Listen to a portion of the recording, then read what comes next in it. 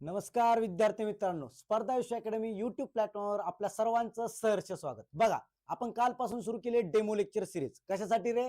तर युट्यूब साठी, म्हणजे कंबाईन आपली जी 2026 ची गट ब आणि गट क ची परीक्षा होणार आहे 2026 मध्ये म्हणतोय मी. तर त्या परीक्षेसाठी आपण जी बॅच घेऊन येतोय, तर ही बॅच तुम्ही डायरेक्ट परचेस करण्या अगोदर एकदा आमचे डेमो बघा. ते तुम्हाला आवडले तर परचेस करा. खाली ग्रुप दिलाय, ग्रुपची लिंक दिली आहे जिथे डेमो लेक्चरचे सर्व अपडेट येत असतात. तर त्याच्यावर जाऊन लगेच त्या ग्रुपला जॉईन व्हा आणि चॅनल सबस्क्राईब करून ठेवा. रोजचे डेमो इथे येणार आहे. ज्यावेळेस तुम्हाला आमचं शिकवलेलं पटल, तुम्हाला योग्य वाटल, तेव्हाच तुम्ही ही बॅच घ्या. आणि या बॅचला फीस फक्त 4,000 रुपये, जिच्यात पूर्व, मुख्य आणि मुलाखत तीनही विषयांची तीनही टप्प्यांवर तयारी करून घेतली जाते.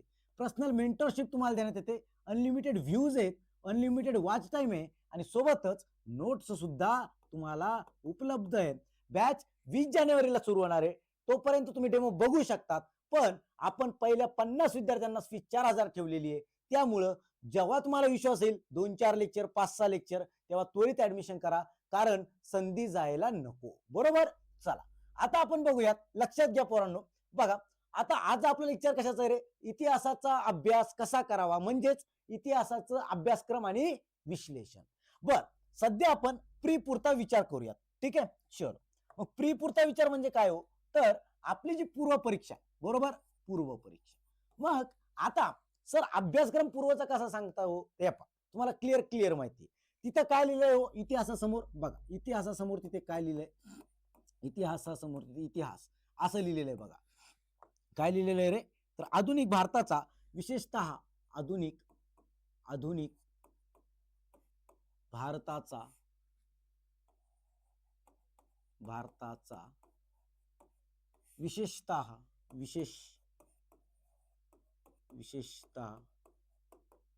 महाराष्ट्राचा.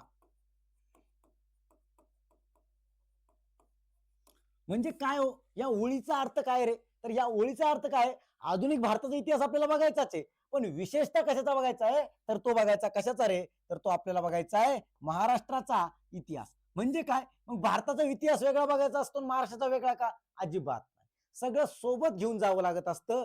प्रत्येक व्यक्तीचं कार्य कुठपर्यंत, कोणत्या कोणत्या क्षेत्रात कुठपर्यंत त्याचं कार्य आहे, ते आपल्याला बघावं लागतं. बरोबर आहे की नाही रे? बरोबर. मग आता जर याप्रमाणे आपल्याला विषयाचा अभ्यास करायचा असेल, तर या विषयाबद्दल आपल्याला सर्व ज्ञान असावं की नाही? बरोबर की नाही? एखादं युद्ध खेळायचं आहे, एखादी, तुम्हाला मी दरवेळी उदाहरण देतो की एखाद्या मल्लासोबत जर तुम्हाला कुस्ती करायची आहे, तर तुम्ही डायरेक्ट त्यासोबत कुस्ती करणार आहेत का हो? नाही. अगोदर त्याचे डावपेच, तुम्ही त्याचे 2-4 कुस्त्या बघणार. त्या कुस्त्यांतून तुम्हाला त्याचे डावपेच तुमच्या लक्षात येणार आणि मग तुम्हाला कळल की याच्या डावपेचाला उत्तर काय, आणि मग तुम्ही त्याच्यासोबत कुस्ती करणार. सेम अभ्यासाचं पण येणार आहे. अभ्यासाचं काय? आपण सुरुवात केली, बरोबर. मग या सुरुवातीच्याच काळात आपल्याला योग्य दिशा भेटते का? योग्य दिशेने आपण जातोय का? आणि योग्य मार्गदर्शक आपल्याला लाभलाय का? या तीनही गोष्टी जर योग्य झाल्या, मिळाल्यात, हे समीकरण जर जुळलं, तर मात्र आपलं यश हे दूर राहत. स्पर्धा परीक्षेत मला सांगा, जी संदर्भ ग्रंथ मी तुम्हाला सांगणार आहे ती सर्व महाराष्ट्राकडे. मग अर्ध्या पोरांची पोस्ट निघते ना, अर्ध्या पोरांची का नाही? तर त्या 3-4 कारण आहे. पहिलं, योग्य डायरेक्शन. त्यानंतर तुमचा संयम. त्यानंतर तुमचा आत्मविश्वास. आणि त्यानंतर सर्वात महत्वाचं म्हणजे तुम्ही कशा प्रकारे स्वतःला हँडल करतात या स्टेजमध्ये. एमपीएससी एक चक्रव्यूह आहे. यात येणं खूप सोपं आहे रे, पण यातून बाहेर निघताना खूप भयंकर आहे. त्यामुळं या चक्रव्यूहात येताना अगोदर या चक्रव्यूहाचा अभ्यास करून घ्या, म्हणजे तुम्हाला लवकरात लवकर बाहेर पडता येईल, तुमचा यशाचा शिखर गाठता येईल चक्रव्यूह पार केल्यावर.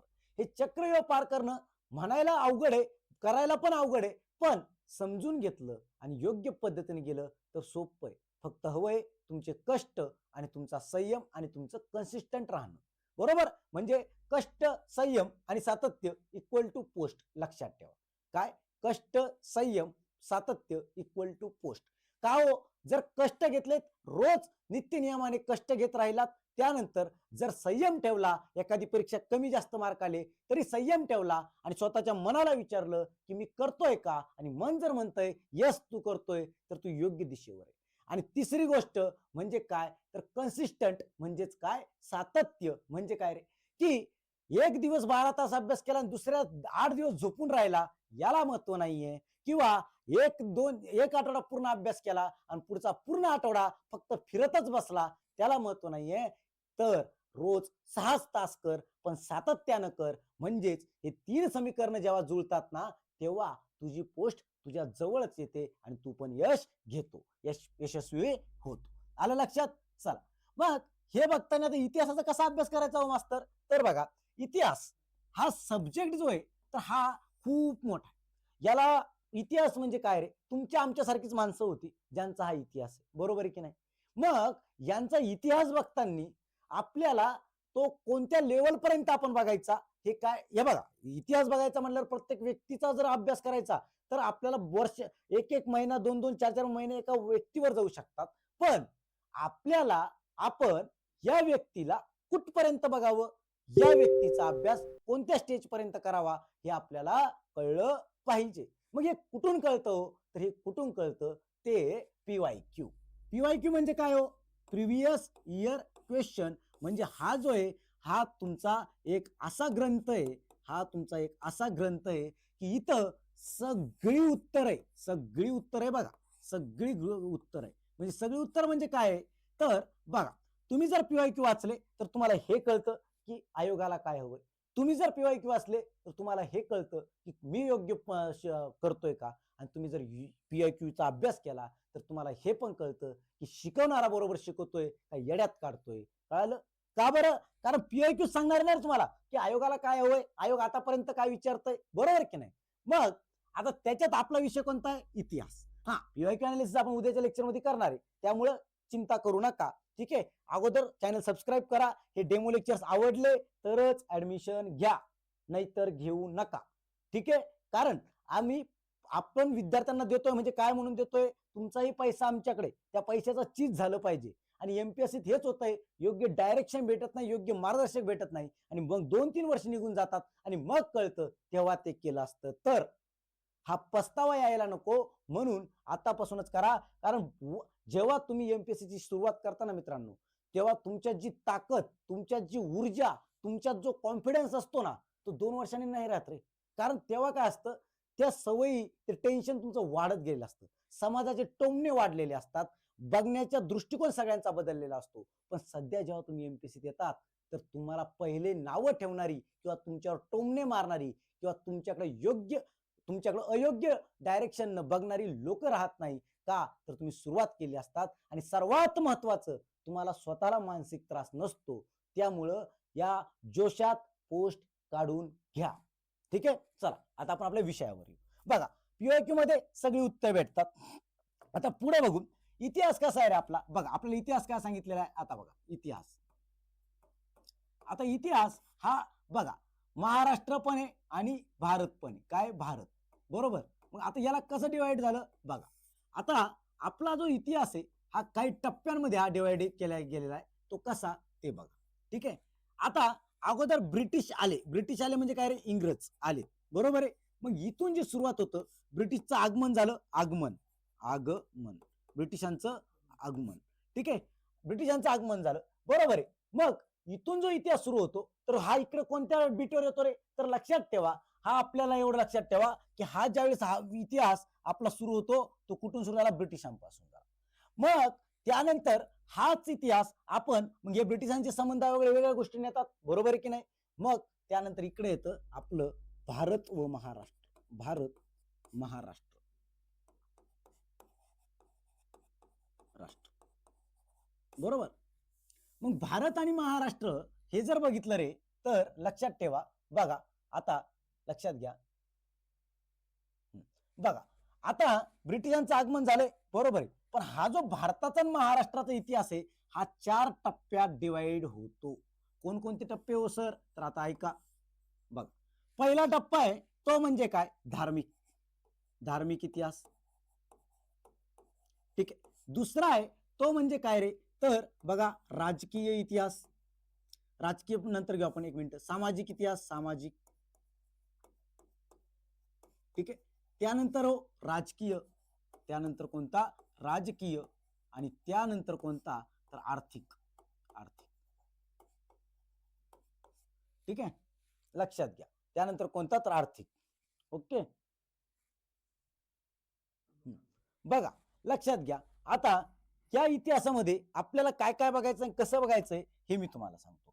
मग हे धार्मिक मध्ये काय येतं, सामाजिक मध्ये काय येतं, राजकीय मध्ये काय येतं, आर्थिक मध्ये काय येतं, या गोष्टी आपल्याला कळल्या पाहिजेत ना. मग धार्मिक मध्ये काय काय आलं, तर तुमच्या प्रथा, बरोबर बरोबर. त्यानंतर तुमचं जे काय कार्य आहे धर्मा संबंधित, बरोबर आहे, ते त्या व्यक्तीनं, कोणत्या व्यक्तीनं काय कार्य केलं धर्मासंबंधित, ते इथं आलं, बरोबर आहे. मग इथं काहीतरी वेगवेगळ्या प्रत्येक धार्मिक संघटना निर्माण झाल्या होत्या, त्या आल्या, बरोबर. त्यानंतर पुढची गोष्ट बघा, याच्यामध्ये तुम्हाला धार्मिक इतिहास म्हणजे काय, जे काय धार्मिक सुधारणा आपल्यात होत गेल्या. धार्मिक सुधारणा म्हणजे काय, मग प्रार्थना समाज आला, सत्यशोधक समाज आला, आर्य समाज आला, ब्राह्मो समाज आला, ही सगळं जे काय आलं ते कुठं आलं रे, धार्मिक मध्ये आलं. मग ज्यावेळेस हा धार्मिक बीट आपण बघतो, बरोबर, धार्मिक बीट मध्ये काय बघणार आपण, प्रार्थना समाज, म्हणजे त्याच्यात ती माणसं आली ती आपण अभ्यासणार. त्यानंतर आपलं सत्यशोधक समाज, ठीक आहे. त्यानंतर आर्य समाज, ब्राह्मो समाज, परमहंस सभा, ज्ञानप्रसारक हे सर्व आपल्याला कुठं बघायचंय, धार्मिक मध्ये बघायचं. मग त्यानंतर आता सामाजिक या बीट मध्ये काय रे, तर बघा, मग सामाजिक सुधारणा काय असतं, तो समाजात सुधारणा. सामाजिक म्हणजे काय रे, समाजातल्या सुधारणा. मग काय सुधारणा झाला, तर स्त्री सुधारणा, स्त्रीमध्ये मग सगळं आलं. सती प्रथा आली, जी आपण जी बंद करण्यात आली, ती आपण सगळं बघणार आहे, फक्त तुम्हाला एक विषयाचा आढावा देतोय. त्यानंतर काय झालं, जे पुनर्विवाहावर वेगवेगळ्या लोकांनी मतं मांडली, त्या पुनर्विवाहाबद्दल वेगवेगळ्या मोहिमा, वेगवेगळ्या संघटना निघल्या, ठीक आहे. त्यानंतर पुनर्विवाह आला, ठीक आहे, म्हणजे स्त्रीच्या बाबतीत सांगतोय. पहिले महिला संघटन करण्यात आलं, वेगवेगळे आश्रम काढण्यात आले विधवांसाठी, ते हे कशात आलं, स्त्री बीटवर. त्यानंतर पुढे काय हो, तर बघा, तुम्हाला जे काय समाज सुधारक आहे यांनी काही कार्य केले, प्रत्येक समाजासाठी वेगवेगळ्या लोकांनी कार्य केलेले आहेत, ते कशात आलं, तर ते याच्यामध्ये आलं, हे लक्षात ठेवा. मग इथं समाज सुधारक मध्ये आले, म्हणजे सामाजिक म्हटल्यावर काय रे, इथं सगळी समाज सुधारक आली, बरोबर आहे. कारण समाजावर कोणी काम केलं, समाजासाठी कोणी काम केलं, समाज सुधारकांनी काम केलं, म्हणूनच आपण त्यांना काय म्हणतोय, समाज सुधारक. काय सुधारवलं त्यांना, समाज सुधारवलं. समाज सुधारवला म्हणजे काय केलं त्यांना, सामाजिक सुधारणा केल्या, बरोबर आहे की नाही, बरोबर. आता आलं राजकीय. मग राजकीय म्हणजे काय हो, तर राजकीय इतिहास लक्षात ठेवा. मला सांगा, आता तुम्हाला राजकारण म्हणजे काय दिसतंय, आज आपल्या देशाचं जे राजकारण चाललं ते, आपल्या महाराष्ट्रात जे राजकारण चाललं ते, राईट आहे की नाही. मग तसंच राजकीय म्हणजे काय, ज्या काय राजकीय संघटना निघल्या असेल, मग त्या बंगालच्या असेल, मग त्या महाराष्ट्राच्या असेल,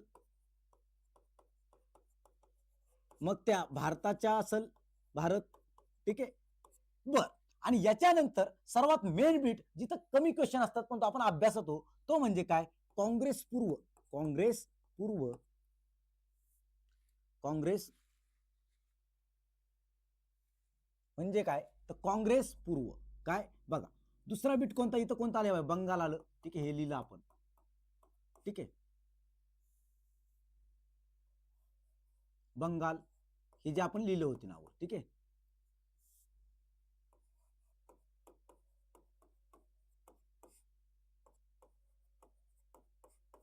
ठीक आहे, हा. इथं काय आलं, संघटना. संघटना, राजकीय संघटना म्हणतोय मी तुम्हाला, राजकीय संघटना आहे, बरोबर आहे. किंवा जो काय प्रयत्न झालाय, बरोबर आहे, तो कोणता प्रयत्न झाला, मग स्वातंत्र्यासाठी लढा झाला, तो एका प्रकारचा स्वातंत्र्य लढा झाला. त्यानंतर राजकीय हेतू पण त्यात बरेचसे होते, बरोबर आहे. मग राजकीय हेतू काय, आपल्याला आपली घटना निर्माण करताना बरीचशा गोष्टी घडल्या, बरोबर की नाही. त्याच्या अगोदर एक राजकीय संघटना म्हणजे आपण ओळखतो कायम, म्हणजे काँग्रेस, बरोबर आहे, इंडियन नॅशनल काँग्रेस, ते काँग्रेस बरं का, इंडियन नॅशनल काँग्रेस, ठीक आहे. काँग्रेस पूर्व संघटना, काँग्रेस पूर्व संघटना. त्यानंतर काँग्रेस, काँग्रेस नंतरच्या संघटना, ठीक आहे. त्यानंतर अजून काय रे, राजकीय अजून काय काय झालं, उठावं झाली वेगवेगळी, बरोबर की नाही, वेगवेगळी उठावं झाली. मग त्याच्यात कोणकोणती उठाव आले रे, तर 1857 उठाव, 57 पूर्व, 57 नंतरचा, नंतर परत कोणते आले रे, शेतकरी उठावाला, आदिवासी उठावाला. म्हणजे तुम्हाला कळलं का, आपल्या राजकीय इतिहासात काय पाहिजे, सामाजिक इतिहासात काय पाहिजे, धार्मिक इतिहासात काय पाहिजे, आलं की नाही लक्षात, झालं का नाही क्लिअर, गेलं का नाही टाळक्यात, सांग.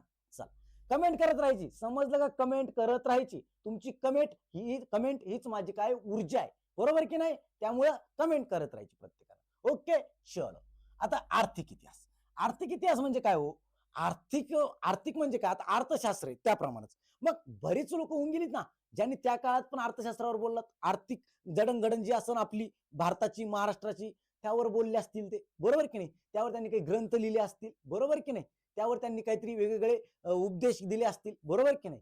इंग्रजांसोबत ज्यावेळेस आपण काय करत होतो त्यावेळेस त्यांनी काय सांगितलं असेल त्या बाबतीत, हे आर्थिक सल्ला त्यांनी घेतला असेल किंवा त्यांनी कुणाला दिला असेल, हे कशात आलं, आर्थिक मध्ये. बरोबर आहे. मग या 4 बीट मध्ये काय डिवाइड होतो, आपला इतिहास डिवाइड होतो. आणि हा एवढा इतिहास म्हणजे आपला काय झाला रे, सिलेबस झाला, लक्षात ठेवा. मग आपण आता धार्मिक मध्ये काय आलं रे, मी तुम्हाला सांगितल्यानुसार सत्यशोधक. सत्यशोधक आता हे तुम्हाला माहिती आहे कुणाचा आहे, तर महात्मा ज्योतिबा फुले यांचा आहे. ठीक आहे. त्यानंतर आर्य समाज. आर्य समाज कोणाचा आहे, स्वामी दयानंद सरस्वती. ठीक आहे, दयानंद सरस्वती. ठीक आहे. त्यानंतर प्रार्थना समाज, बरोबर की नाही रे. त्यानंतर ब्राह्मो. ब्राह्मो कोणाचा रे, राजाराम मोहन रॉय. बरोबर आहे. मग हे सगळं आपल्या लक्षात आलं पाहिजे आणि हेच आपल्याला शिकायचंय. एकदम इंटरेस्टने शिकणार आहे.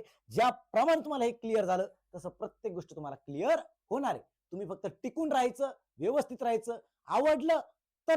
आवडलं तरच तुम्ही ऍडमिशन घ्या. बरोबर. आणि दुसरी गोष्ट सगळ्यात महत्वाचं, चॅनलला सबस्क्राईब करून ठेवा. फुकटाचं भेटतंय ना तेवढं तर करून घ्या. कुणी असो, मी असो या कुणी असो, जे आपल्याला कोणी फुकट ज्ञान देत असेल तर आपण घ्यायचं काम करायचं असतं. त्यामुळे चॅनलला जोडून राहा, सबस्क्राईब करा. ठीक आहे. ज्याला पटल त्याने ऍडमिशन घ्या. थांबूयात. धन्यवाद.